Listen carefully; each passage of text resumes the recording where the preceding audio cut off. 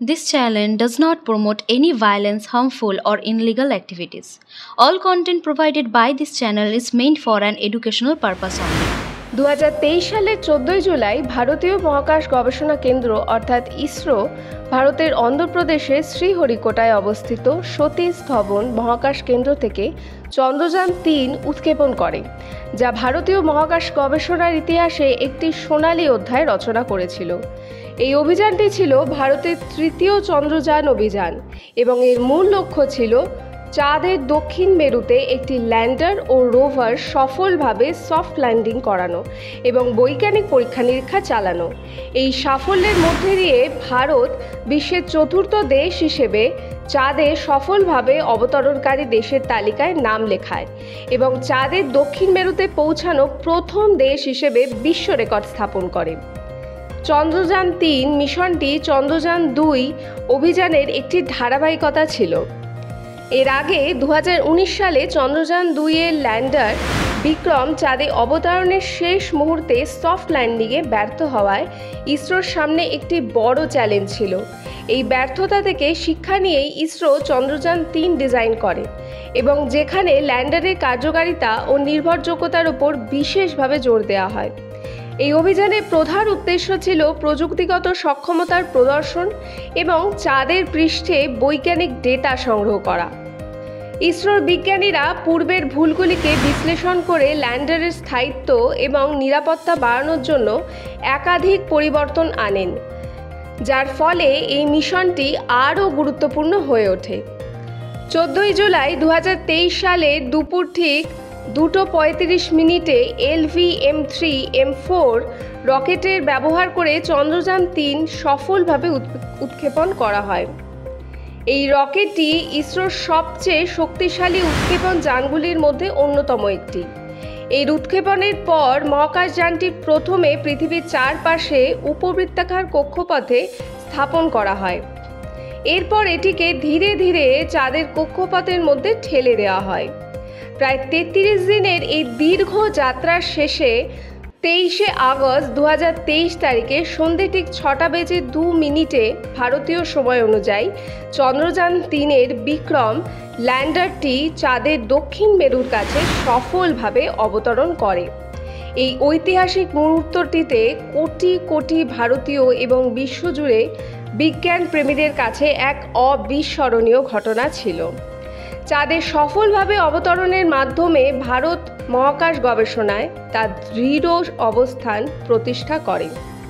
চন্দ্রযান-3 মিশনে 3টি প্রধান মডিউল ছিল, যার মধ্যে প্রথমেই আসে প্রপালশন মডিউল। এই মডিউলটি ল্যান্ডার ও রোভারকে চাঁদের 100 কিলোমিটার কক্ষপথে নিয়ে যায়।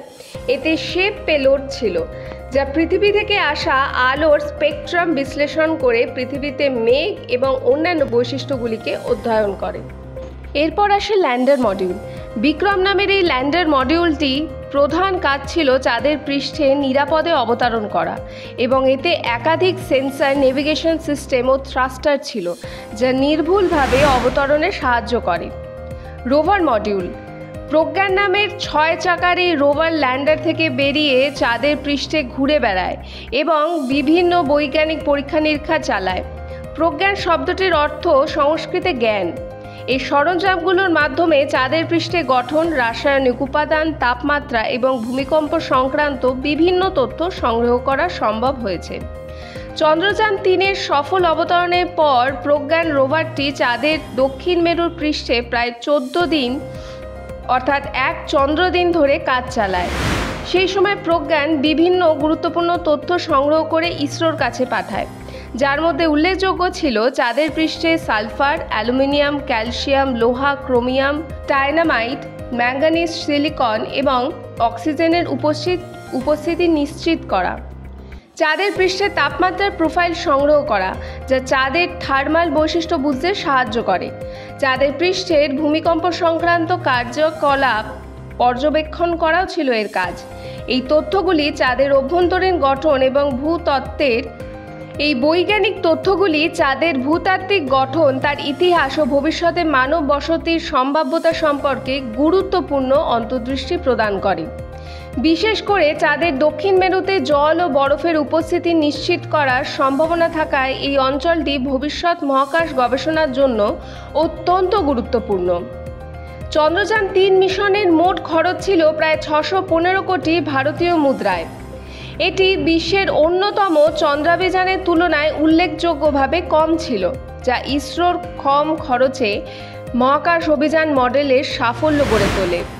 এই অর্জন প্রমাণ করে যে ভারত সীমিত বাজেট নিয়েও আন্তর্জাতিক মানের মহাকাশ গবেষণা পরিচালনা করতে সক্ষম। চন্দ্রযান-3-এর সাফল্য ভারতের মহাকাশের গবেষণাটিতে এক নতুন দিগন্ত উন্মোচন করতে সফল হয়েছে। এটি শুধু ইসরোর প্রযুক্তিগত সক্ষমতার প্রমাণ করেনি, বরং বিশ্বমঞ্চে ভারতের মর্যাদাকে বৃদ্ধি করে তুলেছে। এই অভিযানের পথ হিসেবে ভবিষ্যতে চন্দ্রযান অভিযান এবং মঙ্গল অভিযানের পথ খুলেও দিয়েছে এবং তরুণ প্রজন্মকে বিজ্ঞান ও প্রযুক্তি অধ্যয়নের জন্য অনুপ্রাণিত করেছে।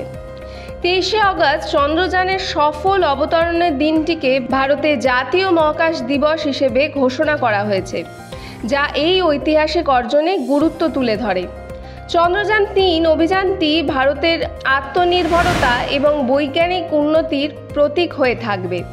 এই অর্জন প্রমাণ করে যে সঠিক পরিকল্পনা এবং কঠোর পরিশ্রম ও উদ্ভাবনী চিন্তাভাবনা দিয়ে যে কোনো জটিল লক্ষ্যকে অর্জন করা সম্ভব। ভারতের এই ঐতিহাসিক সাফল্য বিশ্ব মহাকাশ গবেষণায় এক নতুন দৃষ্টান্ত স্থাপনে সক্ষম হয়েছে। মানুষের পাশে, মানুষের সাথে আমরা আছি এই বাংলাতে। আপনারা দেখছেন সংবাদ শিরোনাম। দেখলেন তো অনেক কিছু, এবার দেখুন নতুন কিছু।